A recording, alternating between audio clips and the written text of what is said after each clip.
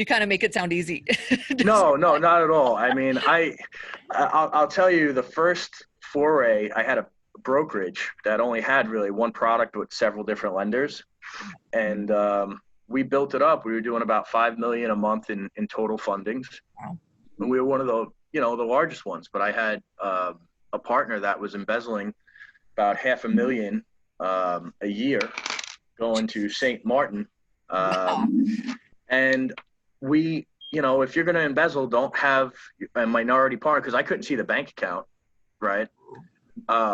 So that was mistake number one. Yeah. And then mistake number two is he had my accountant do the books. So I get a call from my accountant, and he goes, what is this? I think it was like 500 or 600,000 in T&E. I'm like, I have no idea. Yeah.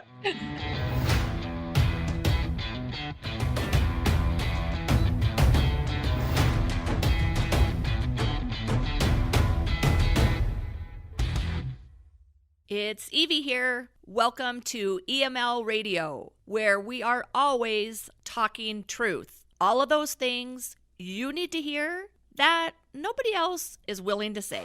Hey, Jonathan. Hey, Evie, how's it going? Good. Welcome to EML Radio. Thanks for having me. You got it. I appreciate you giving a little bit of your time. So we'll get right to it. Can you just briefly introduce yourself and your business, where you're at, and a little bit about what you do? Excellent. My name is Jonathan Fodera. I've owned Sprout Lending for the last 4 years. I have a partner. We have offices in New York. I'm stuck in New York and West Palm Beach. I'm trying to get down to West Palm Beach. Just the weather's so much better. And I've been in small business lending the past 12 years. And essentially what we do is we connect entrepreneurs with the best types of financing that they qualify for. Got it. So give us a little background on how you got into that industry.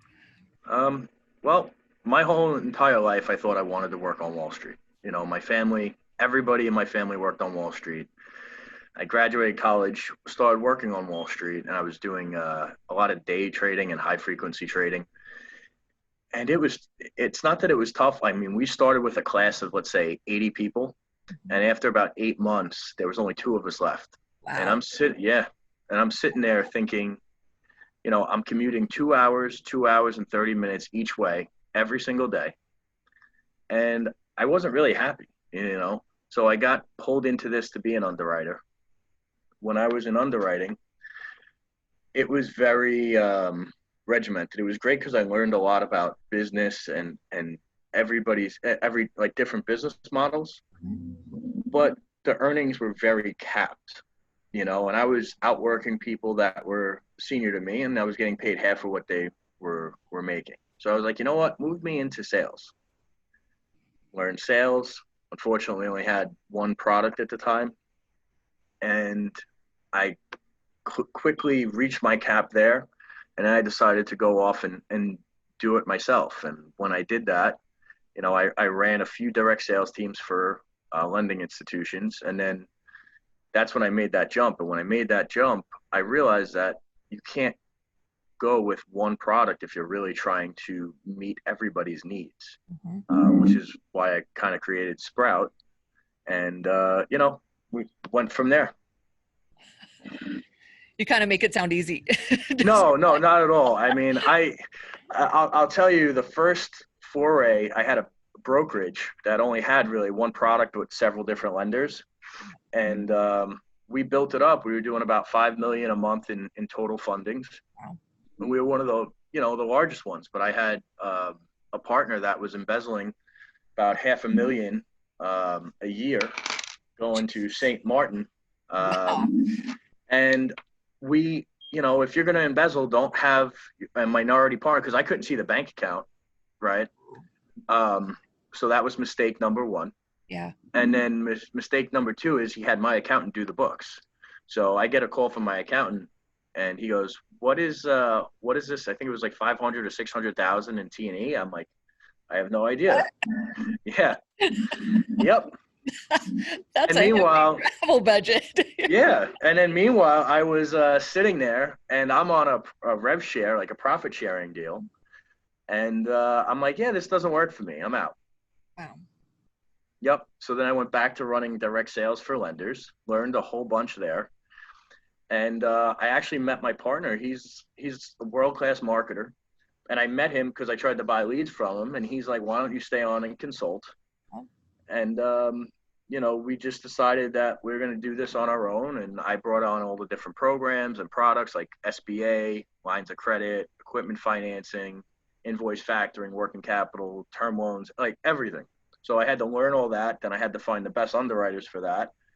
And I connected it in there. And then I didn't want to run a sales floor anymore, because running a sales floor, you might have 10, 20 guys coming in every day. Everyone has a different, nobody really checks an ego at the door. So I'm like, you know what, let me create a course that teaches people how to do this the right way, the ethical way, to actually help clients. I created that course.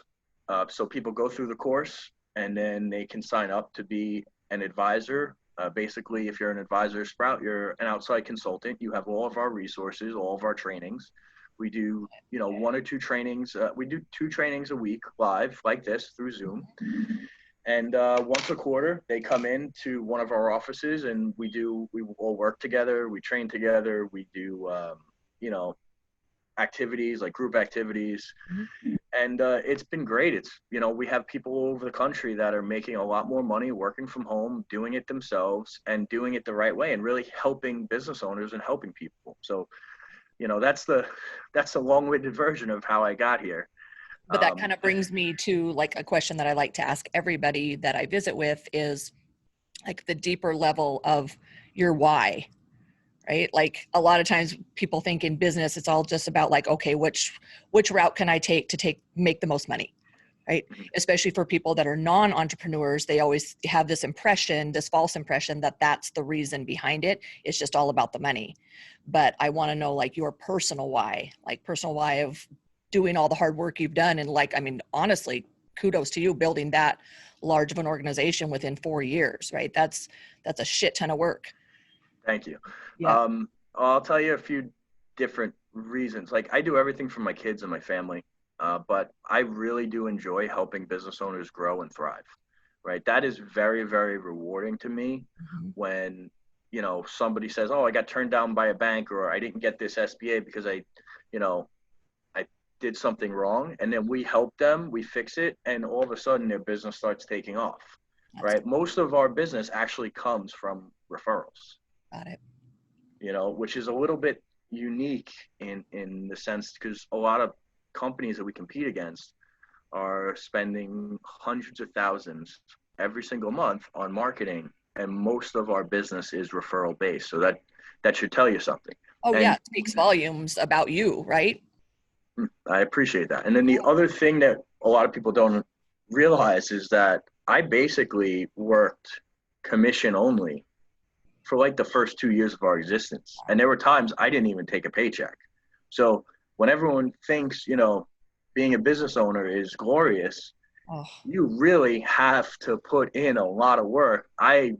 I can tell you that those first, 18 to 24 months, it was rough. Yeah. It was rough. You question yourself constantly. Why am I doing this? What am I doing? Can I recover? Can we move this out? And, being a business owner has its ups and downs, and it's never not a lot of work. I know it firsthand. Yeah. The no draw on a salary, no making any money, right? So let me ask you this. The whole reason that I kind of put together this opportunity for business owners to kind of come on and tell their story is because obviously with COVID and completely shutting down our economy, people have this misconception, like we're just throwing around the word business or economy and they're forgetting like the people behind it. Absolutely. And so I want to bring a human element back to this narrative so that people can reconnect with, these are real people that have committed their life and their family and their livelihood to business and making this economy work. And so what, especially like you in the unique position you're in with where you're working with all of these small businesses, what would you say if you had to narrow it down to the one biggest impact that COVID has had, maybe not necessarily on your personal business, but on the businesses that you are working with? Yeah, I mean, it's really, really, really clear because first off, the businesses that we're working with, some have done well, but the majority are struggling, are having a tough time because everything was shut down and they weren't prepared. Like most of our stuff is virtual and we were blessed prior to this. It doesn't change the fact that most businesses were not virtual, that they don't have clients coming in. They had to shut down, and people need to understand the trickle down effect, right? So if a business fails, it's not just the business failing. It's the 10, the 20, the 30 people that are employed there. Not only is it the 10, 20 people that are employed there, think about their families. How many of their family members now, like what do they do? If you have kids, to support, and you have a family to support, a wife to support, or a husband to support, and that business goes under, that's impacting all of those people, not just the employees, not just the business owner, all of those people. And without those people, being supported by that business, well, they have to go find other ways. And when you see that happening over and over again to several different businesses, well, now you're really impacting the economy, right? And that's the scariest part. I mean, I can tell you when this happened and everything started shutting down, we worked almost 24 hours a day, 7 days a week. I was getting calls at 10, 11 o'clock at night with, can you help me? What can you do? How do we get this done? So you were able to step in though and help these small businesses with all of the loans that were available, the CARE Act stuff. Were you able to actually, the PPP, the EIDLs, what people don't know, and I posted about it, the PPP expires at the end of this month, but they just opened up the EIDL, and a funny story, I was so concerned about getting everybody squared away that I didn't submit my own companies for the EIDL. I'm not even kidding. When it opened up, I stayed up till 3 a.m. Monday night. I'm like, all right, here we go. Oh, I love it. Literally, that's what I did Monday. That's why I did not sleep. So, because the EIDL, you will never have an opportunity to utilize money at that rate and that term again. Absolutely. Ever. So if anyone's listening that is, a smart entrepreneur and you haven't done that, I don't even care if you do it through me or not, go do it. Right. Go do it. Okay, so last question I have for you is, if you could leave us with one truth, your personal truth, what would that be? You have to, if you're going to own a business, you have to be in it to really help people and make an impact, because everything else kind of fades away and it kind of gets, I don't want to say boring and monotonous, but to deal with that level of stress, responsibility, there has to be a mission behind it. And I know that might differ from what, we discussed, via email, but that's the truth. Yeah. Because coming in every day, there's days that I don't feel like coming in. I'm sure there's days you don't feel like coming in. Oh, geez. It's like sometimes it's about 50-50, right? Yeah. Yep. But the world doesn't see that, right? From the outside. No. They're like, oh, Evie's killing it. It's got all this great stuff going on. It's like 3 different companies. Like, yeah, but like I'm on my own. I don't have any partners, right? I've got a great team that works underneath me, but it's a lonely, hard battle. And, going from brick and mortar to completely virtual, like I am now, and then we're going back into, we're developing a new food company here in the next couple of months that'll put me back out there amongst people. But just that shift has been, it was like soul crushing. And if I didn't have my why, and like what my personal coach calls the burn, right? If I didn't have that reason to get up out of bed every day and then connect with that on a daily basis, like I wouldn't be doing this, because it's not for the glory or the money or anything else. It's really because I am in it to change the world. Yeah, I can tell you, I feel very similar with Sprout. I could run a similar type of company, and I talk about it all the time with my guys. I could do a similar type of company by myself or with 2 people, make twice what I'm making now, have a lot less stress. But I came in here to dominate the competition and really make an impact on what we do, because it's very unique. Not only are we helping entrepreneurs grow, but there's so many people that never had that chance, or if they were in sales, they dealt with comp change after comp change after comp change, where I can actually help people that are in that situation learn an industry, thrive in that industry, build a book of business, and really make an impact on business owners. And that's really a big key of, hey, you know, this isn't about you. This is about the mission and what we're trying to accomplish. Because I've had people come in and have $20,000, $30,000, $50,000 months working for me, helping business owners that they might have made that in a year prior. You know, I've had times where the people that are plugged into the network, because I don't take the percentages that they get, they've made more than me by a wide margin.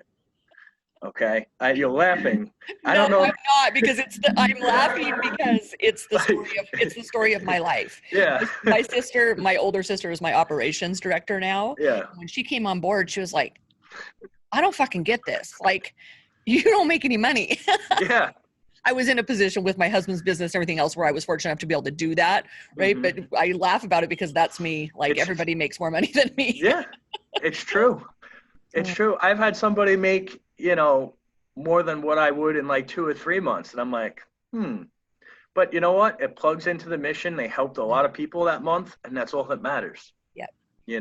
And the thing that I like is we're very steadfast in our approach, meaning this is what we're going to do. We're not changing it, right? Because a lot of salespeople get discouraged because there's comp changes, lead changes. We teach everybody how to find people to help. We teach them the programs, the process, and then they just plug into our network. And some people make a killing.